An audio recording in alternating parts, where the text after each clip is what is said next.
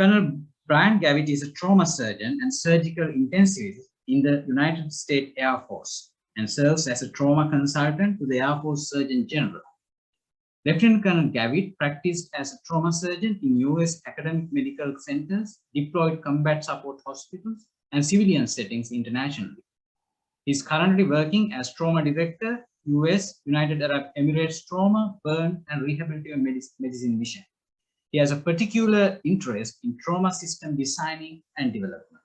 So I'll be commenting on Colonel Rasmussen's talk. I'm going to basically divide my comments into two different categories, talking about a surgeon, talking about surgeons and surgical skills, as well as talking about the trauma system in which we function. So first of all, Colonel Rasmussen's talk really went through kind of the development of a lot of the methods and techniques that we use in the deployed setting, and frankly in the civilian setting now, with damage control surgery and damage control vascular surgery.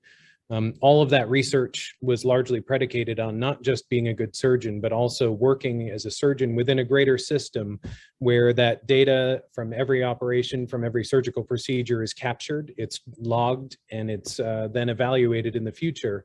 And concurrently to look at the quality of care that's being provided, but also to create a repository of knowledge that we can then look at and understand better how to not only prevent trauma in the first place as much as possible, but also how to better rescue casualties when we receive them.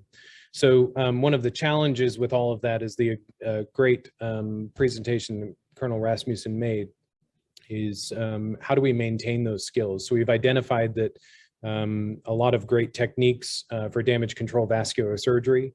The average trauma surgeon in the United States doesn't do a whole lot of vascular surgery. So how do you keep people prepared to be able to do the broad scope of practice that's really required in a deployed setting?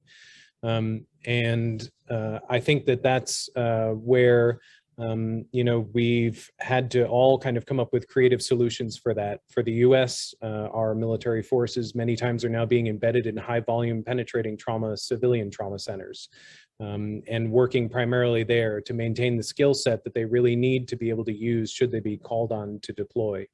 The Army, the Air Force, and the Navy have both embedded in that setting and are functioning to a great extent now within our civilian trauma centers. Several of our centers also have kind of pre-deployment spin-up training, looking at making sure that we have the essential skills ready to go, and then some of the simulation training that exists, looking at some of the expanded scope of practice things where making sure that general surgeons and trauma surgeons who don't routinely do certain procedures have the ability to be refreshed on that.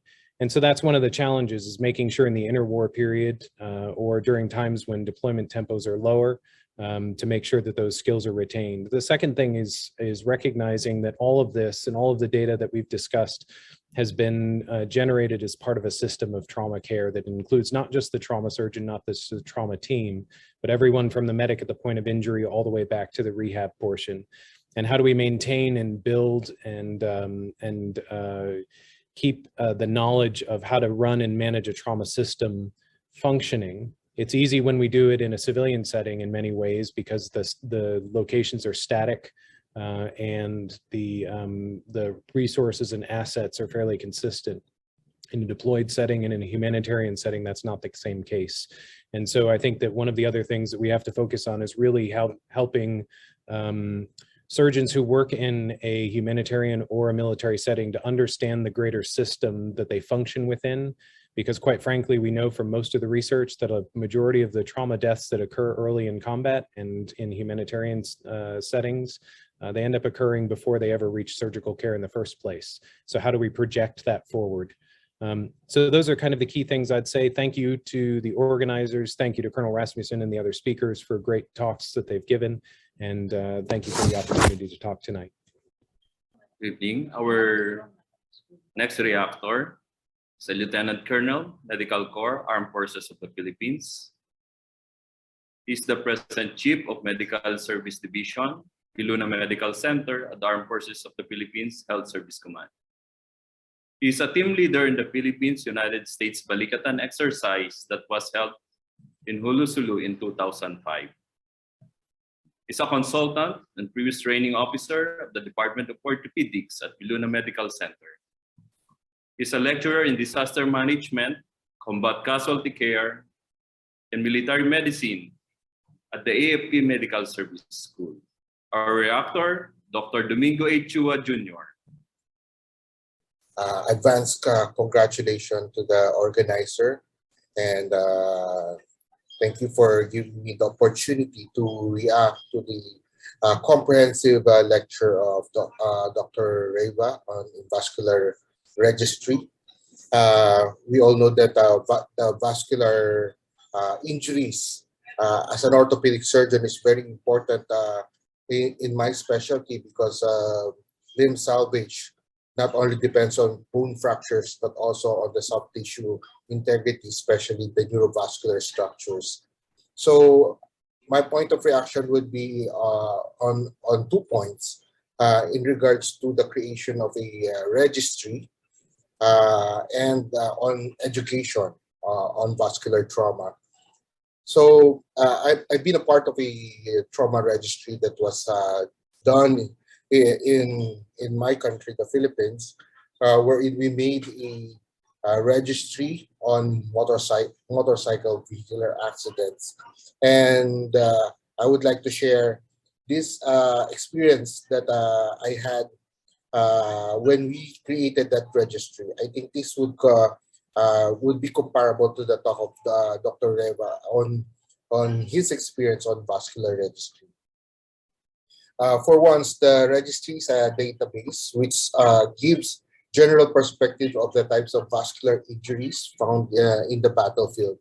I would like also to comment on the inclusion of the type of weapons or the mechanism of injuries be included in the registry that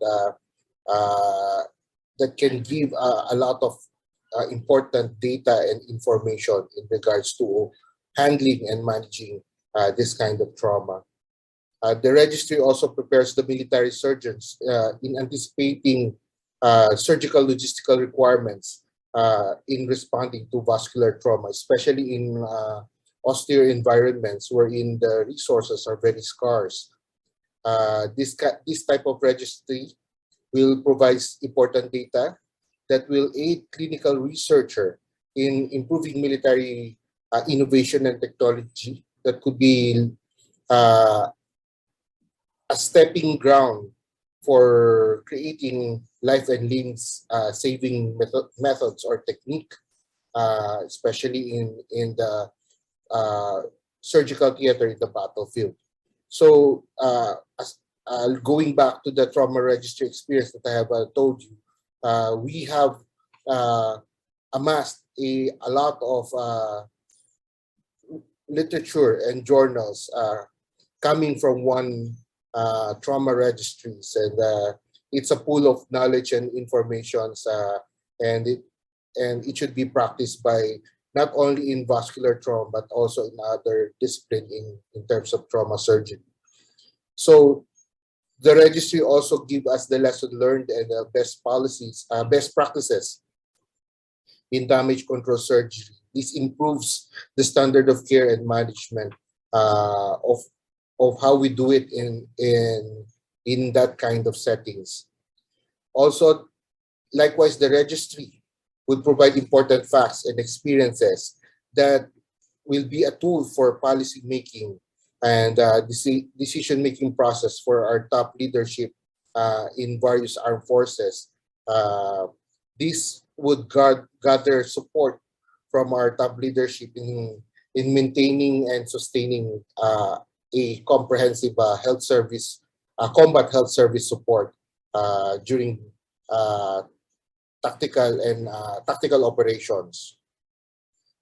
So, in regards to education, my reaction would be the challenge that we always face in a third world country. The Philippines has a very few military vascular surgeons. So how do we go about it? Basically, what we did is we teach basic vascular trauma management in the school of basic methods and techniques from the combat medics, combat responders up to the military surgeons. Even the non-cutting specialties are being trained in this kind of disciplines. Our combat medics and corpsmen, as we call them, are being trained not only in drills, and they are immersed in a clinical environment wherein they have rotations, sort of like an internship program, where they have an on-job training in the hospital settings. This increase immensely their clinical exposure and clinical experience, preventing them to react as a medical practitioner in the battlefield in response to as an augmentation in the scarcity of doctors in the battlefield, and even nurses are being trained in this kind here in my country, the Philippines. I commend Professor Dr. Reva for such comprehensive registry, and to all the other speakers. I learned a lot. Thank you, and congratulations, everybody.